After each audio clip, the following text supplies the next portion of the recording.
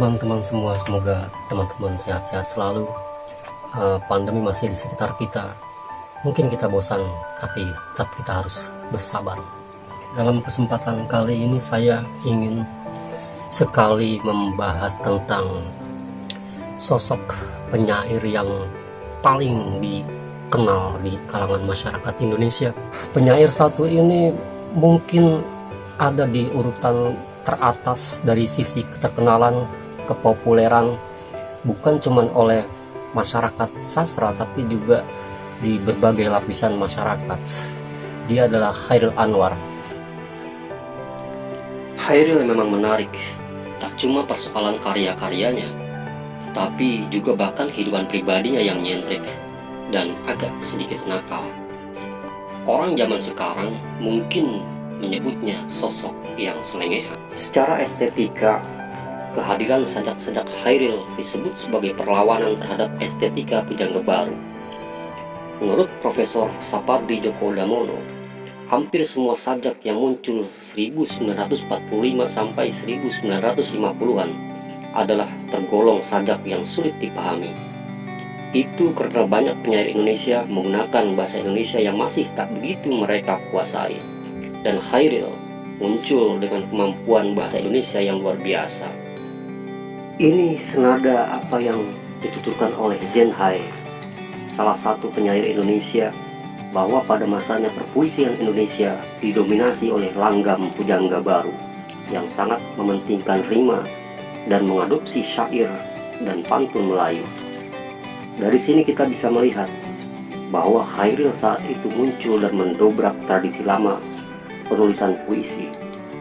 Hal inilah mungkin yang membuat H.B. Yasin menyebutnya sebagai pelopor angkatan 45 di dalam bukunya. Kehebatan Chairil saat itu, menurut Sapardi, adalah kemampuannya menggunakan bahasa baru. Dia sering menggunakan kosakata baru yang membuat sajak-sajaknya terlihat berbeda. Lalu, siapakah sebenarnya si binatang jalang, sang penyair bohemian yang ingin hidup 1000 tahun ini?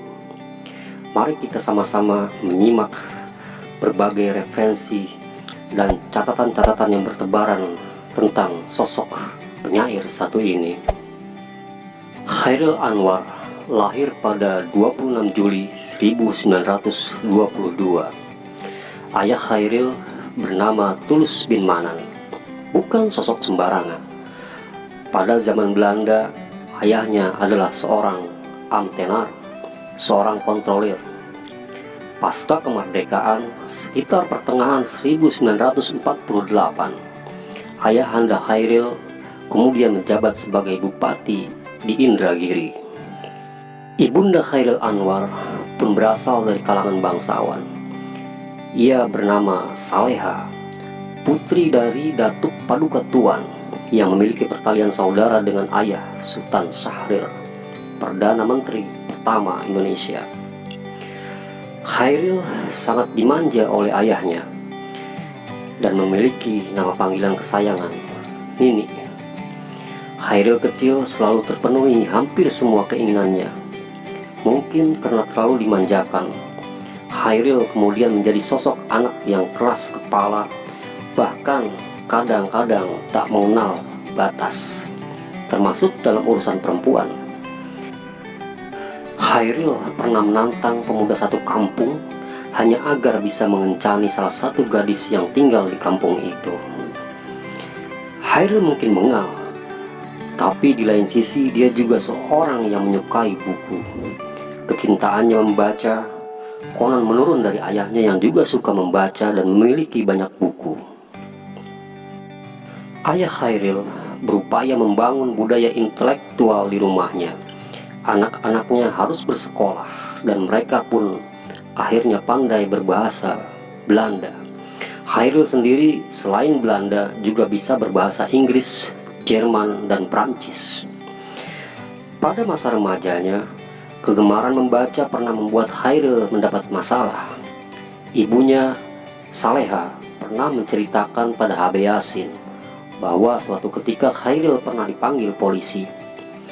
Ceritanya, pada suatu hari Khairil membaca buku layar terkembang karya Sultan Takdir Alis Jahbana dengan suara yang agak keras.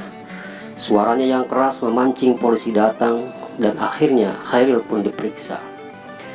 Persoalannya, karena buku layar terkembang saat itu dianggap sensitif.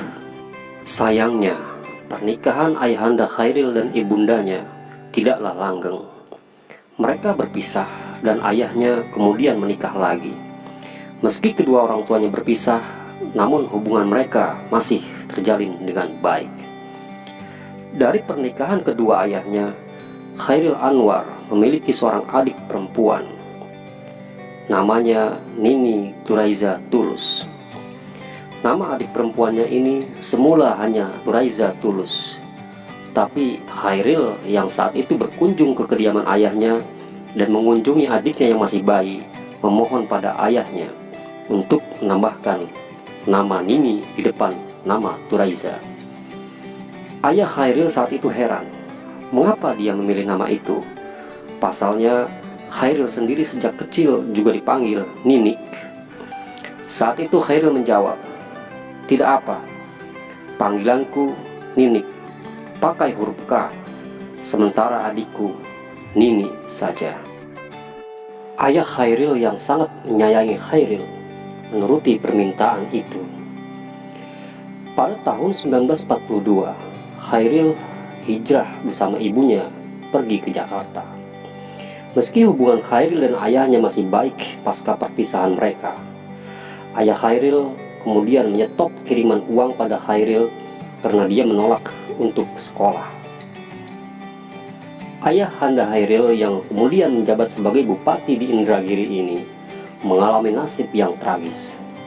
Ayahnya ikut tewas ketika Belanda menyerang Indragiri dan melakukan operasi pembersihan para pejuang Indonesia pada tahun 1949. Ribuan orang tewas dalam operasi tersebut, termasuk ayah Khairil.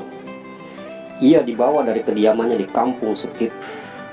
Dia ditembak, lalu jenazahnya dibuang ke Sungai Indragiri. Peristiwa ini kemudian dikenal dengan peristiwa Rengat.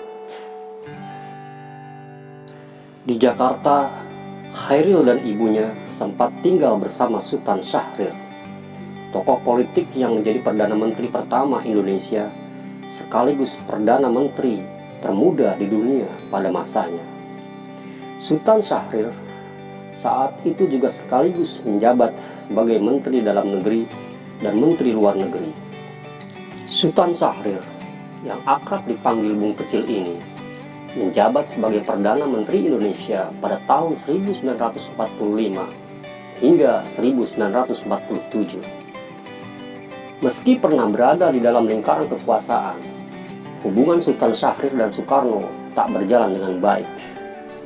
Sejak masa Revolusi Nasional Indonesia, Sultan Syahrir sebenarnya sudah tampak berseberangan dengan Bung Karno. Syahrir kerap mengkritik dan menyerang pikiran dan ide-ide Soekarno.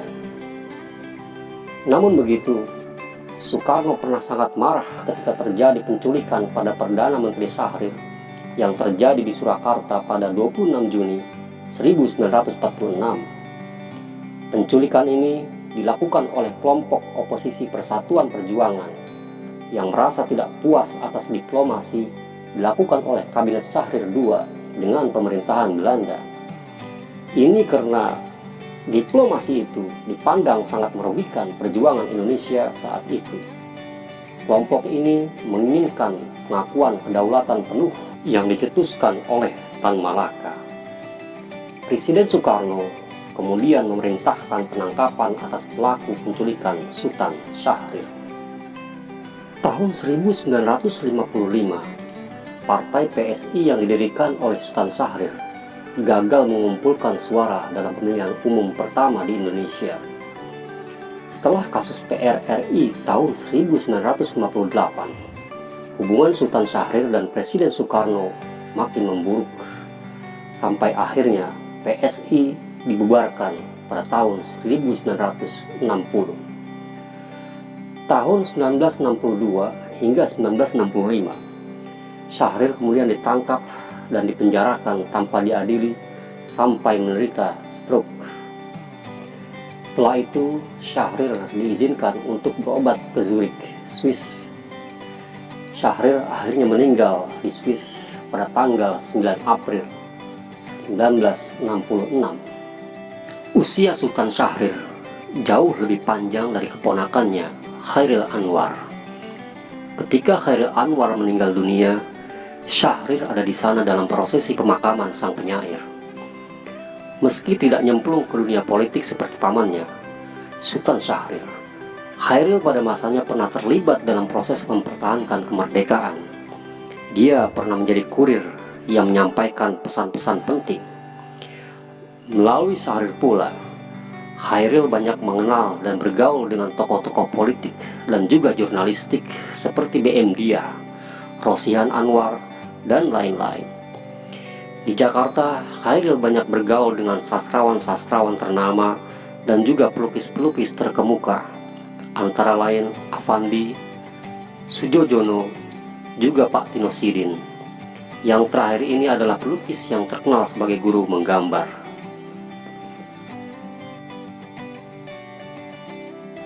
Teman-teman semua, meskipun Chairil Anwar ini mati muda, usianya tidak panjang, tetapi kisah-kisah hidupnya banyak sekali yang menarik, terutama di lingkup pergaulannya di dunia sastra, di tengah-tengah para sastrawan dan para seniman lainnya. Saya akan melanjutkannya lagi pada part kedua. Sekian dulu untuk video kali ini. Semoga teman-teman tetap menjaga kesehatan dan kita bisa melalui pandemi COVID-19 ini dengan tetap semangat dan tetap berkarya. Salam literasi.